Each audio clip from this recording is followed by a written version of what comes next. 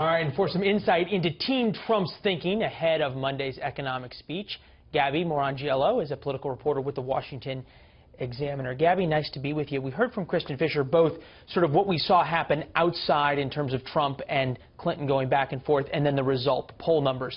Give us a sense of what it's like inside Team Trump right now. Well, I spoke to somebody who's close to the campaign last week, and there were rumors swirling at that time that campaign staffers were really in over their heads. They're feeling suicidal was one word that was going around. Right, that the campaign was really in free fall. And that seemed to be the sentiment that a lot of his staffers were feeling. I think this week the goal is to just get back on message. They realize that their poll numbers are slipping, not just nationally, but in a number of crucial battleground states. And in order for Donald Trump to rein in the chaos that has happened, that has overcome his campaign, he needs to get back on message. You think about this, we heard from Newt Gingrich going off on the short circuit answer. That happened a week ago, which is an eternity right now in presidential politics. It took the Trump campaign 5 or 6 days to latch onto that word. It was Friday that they came out with that web video. Why is it taking them so long to respond and to capitalize on these kinds of things? Well, the thing is that it always seems like the candidate is catching up with his own campaign. I mean, I remember seeing rapid response emails come out as soon as Hillary Clinton said that.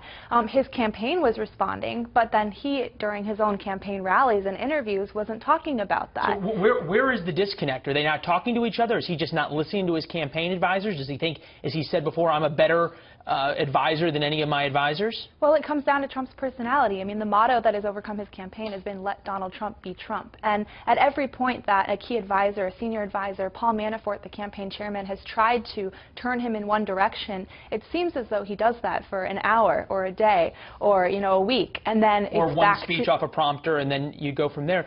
It's interesting now to see how this is being set up in terms of the surrogates and where they're hitting on an issue that could conceivably become a bigger one, at least Politico seems to think it is, the issue of Melania Trump's visa. Take a listen to Newt Gingrich and Becerra on Fox News Sunday.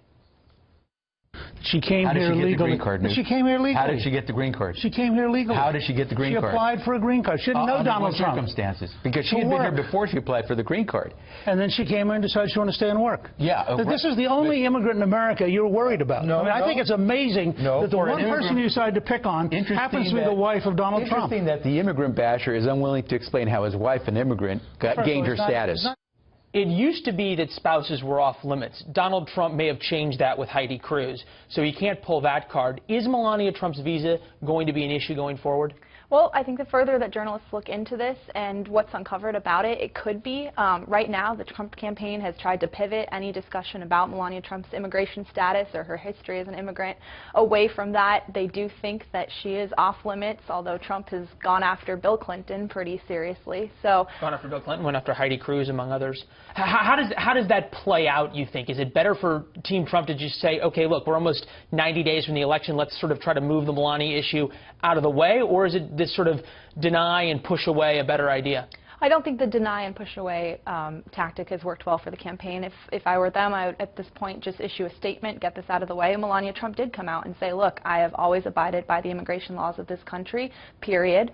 I think that was a strong statement, but the campaigin should echo that, absolutely. And also see what facts come out to whether they back that up or not. Gabby, nice to be with you. Thanks so much for coming in. My pleasure. All right, good to see you.